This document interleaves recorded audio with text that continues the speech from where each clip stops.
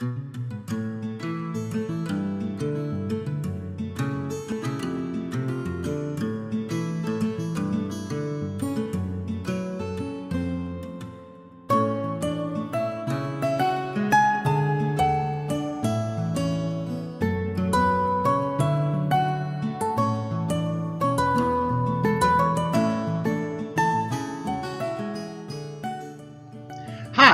welcome to River Forest. My name is Al Popowits, and I will be your guide as we explore the historic homes found here. As a member of River Forest Historical Preservation Commission, I have come to appreciate the architectural treasures we have in our community. Some of the finest architecture in the United States is found in the city of Chicago and its surrounding suburbs. Among those architecturally gifted suburbs are Oak Park and River Forest, Illinois, which draw visitors from around the world. Today, we'll learn about the history and architecture of significant structures and the men who created them. So, let's begin. William Winslow came to Chicago in 1883. He was president of a large ornamental iron firm.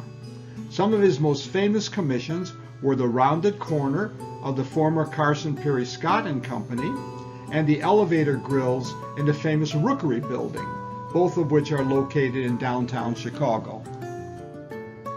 Frank Lloyd Wright was born in Richland Center, Wisconsin in 1887. He studied engineering at the University of Wisconsin before coming to Chicago. In 1893, Wright worked in the offices of Louis Sullivan and Dankmar Adler.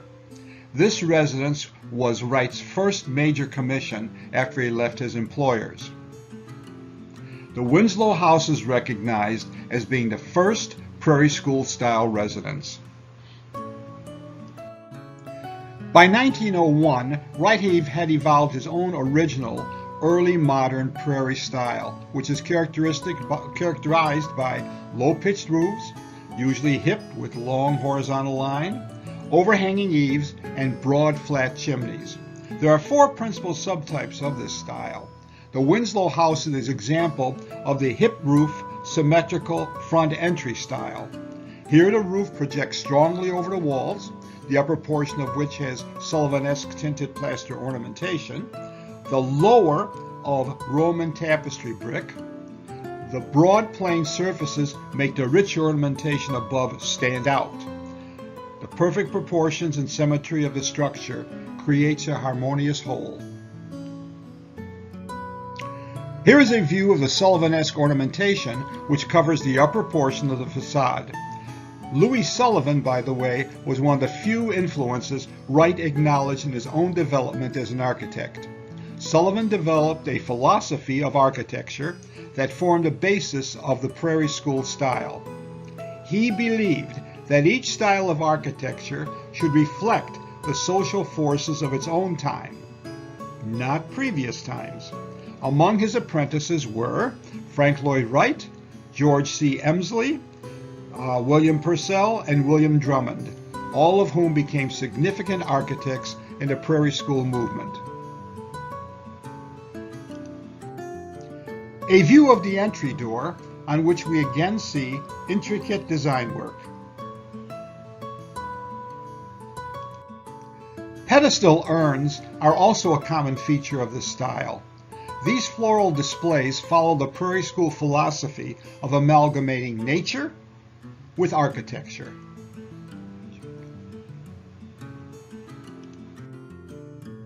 The stables, now a garage, were built much later. An early photograph showed a tree growing through the roof. This is reminiscent of Wright's home and studio in Oak Park, Illinois, which also had a tree growing through the roof.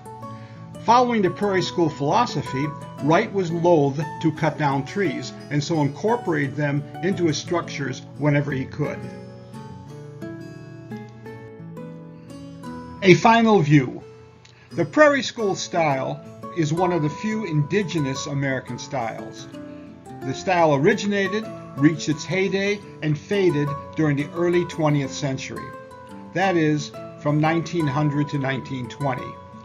Prairie school-style homes are common in the suburbs around the country, but concentrated in Chicago's early 20th century suburbs, particularly in Oak Park and River Forest. Most were built between 1905 and 1915.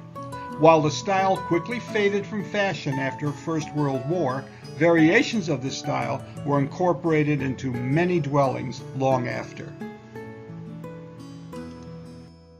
Jeanette Fields, the author of A Guide to the Architecture of River Forest, described River Forest as Drummond country, referring to William Drummond, whose works are well represented in our community.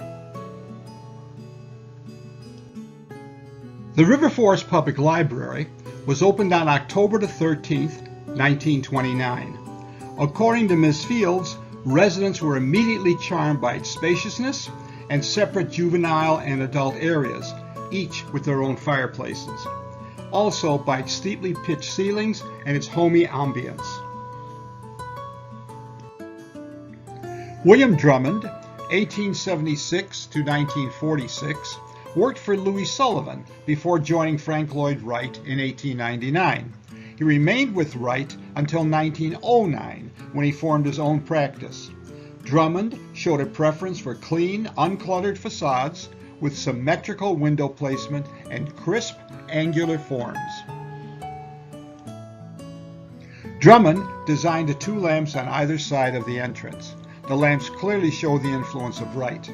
When Wright left for Europe in 1909, Drummond and Van Bergen, another well-known architect, completed most of Wright's projects. From 1912 to 1915, Drummond developed his own personal style, which, when tastes change, enabled him to change with the times. The library is a combination of Tudor and Gothic revival. The characteristics of these styles are the deeply pitched roof and side gables. The large dominant chimneys are contributions from the Tudor style. Another characteristic of both styles is this tall oriel window with groups of multi-pane glazing. The half timbering, which is also characteristic of the style, is found on the interior of the building rather than the exterior. In 1989, an addition was added by Cairo & Associates, who specialize in library design. Note how they copied the characteristics of the original building. They also connected the two buildings with this glass atrium. The new structure added an additional 8,000 square feet to the library. A close look at the south facade of the original structure. Totally charming. Now, let's enter. Inside the old structure, we see a beamed ceiling, the original light fixtures, and one of the two fireplaces in the room. Here is a view of the decorated beam ceiling. Decorated cork lies between the beams, a suggestion of one of Drummond's friends. One of the monogram pedal lamps with its metal decorations. Multi-paned windows, which afford both light and privacy, with decorated emblems. An inside view of the atrium which connects the two buildings. Interestingly, the roof of the original building not only helps support the atrium, but also becomes an integral part of the interior design. The interior of the new structure mimics the old. The pendant lights are a nod to the Prairie School design, which emphasize pure geometric forms such as cubes, circles, and half circles. One last look at this Drummond masterpiece, and and of the Ann Schmiedinghof courtyard, which faithfully follows the Prairie School's philosophy of marrying nature and architecture. The River Forest Tennis Club was designed by three of its club members, Frank Lloyd Wright, Charles E. White Jr., and Vernon Watson. The club was organized in 1905. The structure has a simplicity of brown stained board and battens. Here is a close-up of one of the two prairie-style lanterns which grace the entrance. A short history of the club can be found on a plaque located at the entrance. The calligraphy found on the chimney is pure Wright in design. The brown-stained, rough-sawn cedar structures have low roof lines with deep eaves which blend visually into the surrounding residential neighborhood. Playing tennis is of course the reason this club has existed all these many years. On sunny summer days, players can be seen at almost any hour enjoying their favorite pastime. A final peek at a River Forest institution. Dominican University, formerly Rosary College, and the Fourth Presbyterian Church on Michigan Avenue in Chicago are the only Chicago area structures by the noted architect Ralph Adams Cram. This noted architect specialized in Gothic architecture. Cram is noted for his buildings on the campuses of Princeton University, Notre Dame, and West Point. Here we see the attractive entrance to the university. Let's enter.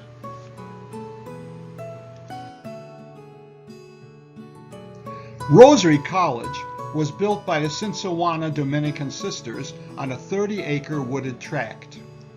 In 1916, Cram was selected, but plans were postponed until 1920 due to the outbreak of World War I. The Power Hall Dormitory was opened in 1922. By 1925, Mazzucchelli Hall provided dining and social halls, chapel, and a library. This rhythmic series of pointed gables and symmetrical cloisters facing a quadrangle provided visual unity. Cram built Lewis Hall in 1930 to provide additional classroom space. Around the entryway, we find many charming decorations, such as this beautiful medieval-style lamp, a series of charming angels, and this rose. The Gothic architectural patterns are repeated in the Fine Arts Center. Lund Hall is located just behind these entryways. It is there that the Oak Park River Forest Symphony Orchestra, students, and outside groups regularly perform. Another feature of this architectural style is the oriel window. With its multi-paned windows. On the west facade, we find strings of long rectangular casement windows which form another pattern of visual unity. These Gothic windows, with circular plate tracery, add to the medieval atmosphere of the campus.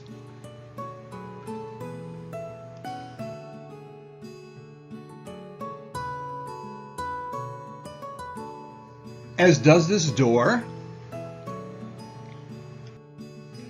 and this Gothic window. A last view of an architectural masterpiece.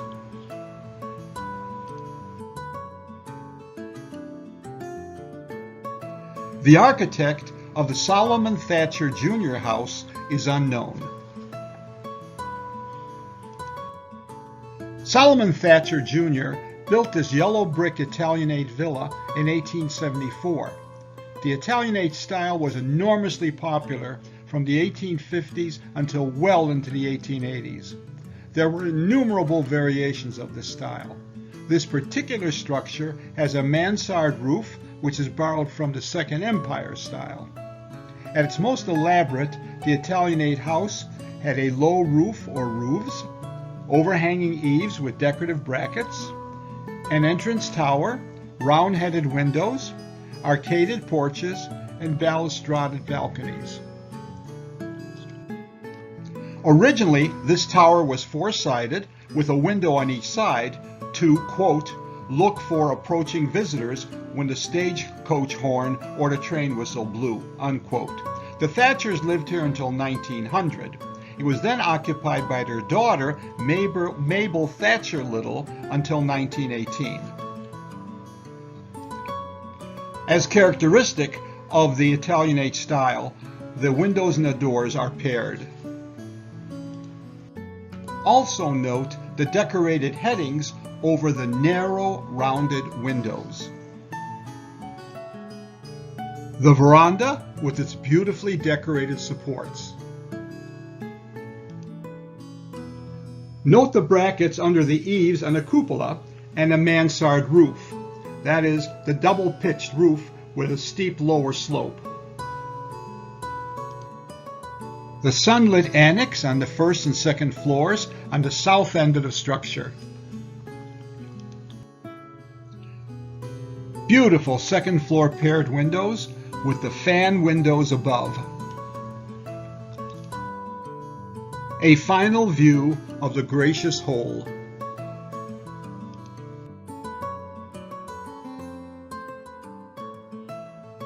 In 1861, Mr. Blocky was a partner in the Gale and Blocky firm, which had a successful drug and real estate business.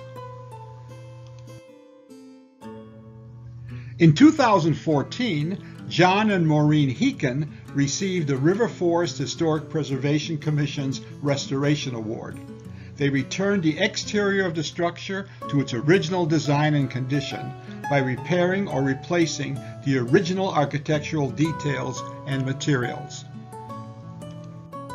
Here we have another beautiful example of the Italianate style. This design was borrowed from the rural architecture of northern Italy. It was introduced to the U.S. by way of England in the late 1830s. This magnificent mansion is a relic of an elegant bygone era and is a superb example of several Italian villas which once dotted the village. The most striking feature of the house is its projecting central tower, which presents an air of formality. Crowning it is a cupola with a widow's walk and prominently displayed brackets which support the eaves. I love the window on the mansard roof with its Gothic arch.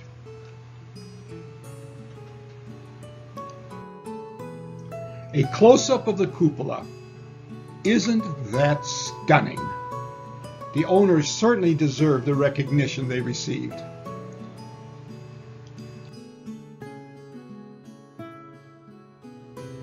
A close-up of the elaborate hood moldings over the windows.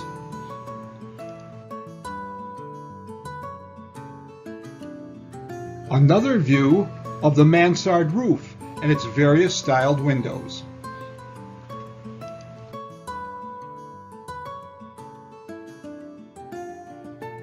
The formality of the style is broken by the arcaded porch at the south end of the building. The lovely back porch.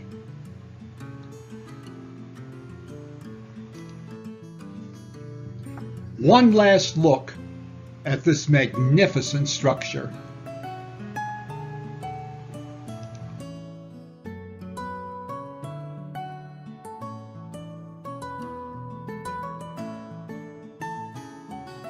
The name Queen Anne was coined in England in the late 19th century. It described buildings that were inspired by the traditional architecture of the pre-Georgian period, when good Queen Anne ruled. That is 1702 to 1714. The English architect most closely associated with this style was Richard Norman Shaw, 1831 to 1912. His sprawling manor houses were well known to American architects. The Queen Anne style played on contrasting materials. First floors were often brick or stone. Upper stories were stucco, clapboard, or decorative shingles. In the U.S., shingles were popular. Roofs were gabled or hipped, often with second-story projections, such as turrets, which were borrowed from the French chateau style. Banks of casement windows were common. The sun decoration, situated over the main entrance, adds color and interest to the home. Another characteristic of the Queen Anne style were circling verandas, which opened the house to the out of doors.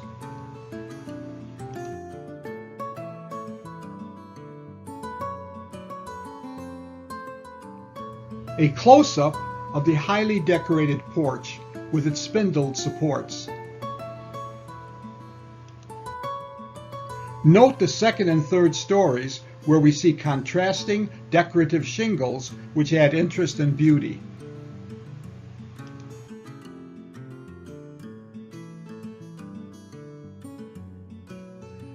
The turret also adds interest. Notice again the contrasting fish scale and horizontal shingles.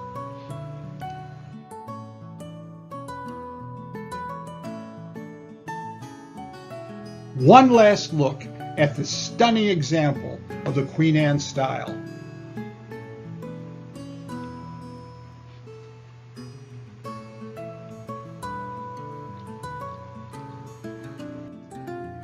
Finally, the estate you are about to see was one of the 297 that the Historical Preservation Commission had identified as a significant property. The 7,000 square foot mansion was one of the most lavish in River Forest. It had 7 bedrooms, 3 baths, a large fireplace, a grand mahogany staircase, and plaster crown molding. The exterior had many Prairie School characteristics. The various sized and shaped windows added interest to the residence. This residence was the 4th in the Northwoods area of River Forest. It was commissioned by the founder and treasurer of the Victor Gasket Company. In the late 1920s, the home was sold to Franklin Mars. Mars was the founder of the Mars Candy Company and was nationally known as the Candy King. Among his famous products were the Milky Way and the Three Musketeers. The huge garden, more than an acre of land, was landscaped with a putting green, a sunken garden, and a lily pond. I speak in the past tense because in September 2015, this magnificent structure was demolished. The property was divided into 2 lots and developed. Somebody made a lot of money. There's no reason why other River Forest historic structures cannot suffer the same fate. The only thing that can prevent this from happening again is public opinion. If River Forest citizens care enough, they will act. If they act, the culture of River Forest will be preserved for the next generation. If not, it won't.